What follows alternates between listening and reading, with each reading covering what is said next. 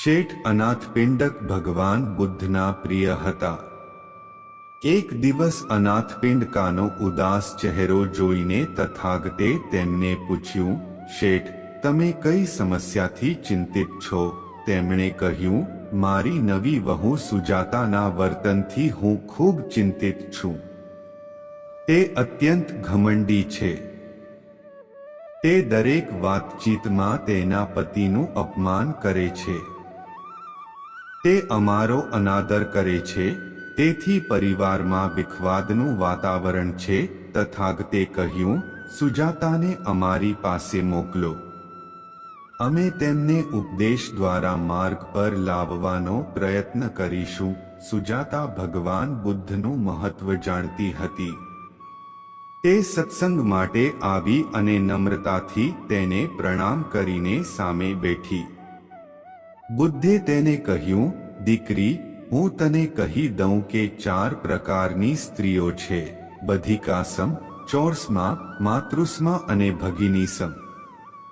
શું તમે જાણો છો કે તમે આમાંથી કઈ કેટેગરીમાં આવો છો? સુજાતાએ કહ્યું, ભગવાન, હું તેમનો અર્થ સમજી શક્યો નહીં. કૃપા કરીને મને સ્પષ્ટપણે કહો. ત્યારે બુદ્ધદેવે કહ્યું, જે ગૃહિણી હંમેશા ગુસ્સામાં રહે છે અને પોતાના પતિનું અપમાન કરવા તૈયાર રહે છે તેને શાસ્ત્રોમાં બધિકાસમ કહેવામાં આવે છે.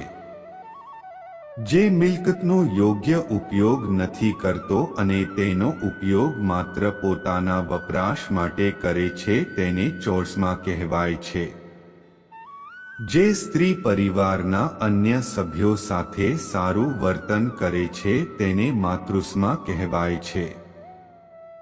જે દરેકને વહાલા ભાઈની જેમ વર્તે છે તે બહેનપણું કહેવાય છે.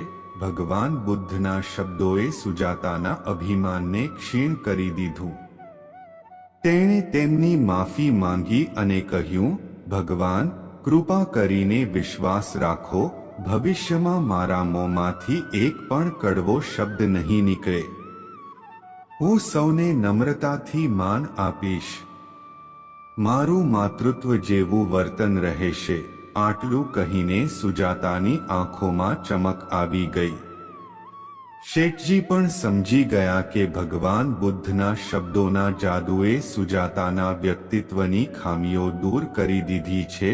તમારે કોમેન્ટ સેક્શનમાં વાર્તા અવશ્ય જણાવો અને જો તમને ગમતી હોય તો આ ચેનલને અવશ્ય સબસ્ક્રાઇબ કરો અને નોટિફિકેશન દબાવો. ત્યાં સુધી આગળની વાર્તામાં ધ્યાન રાખજો.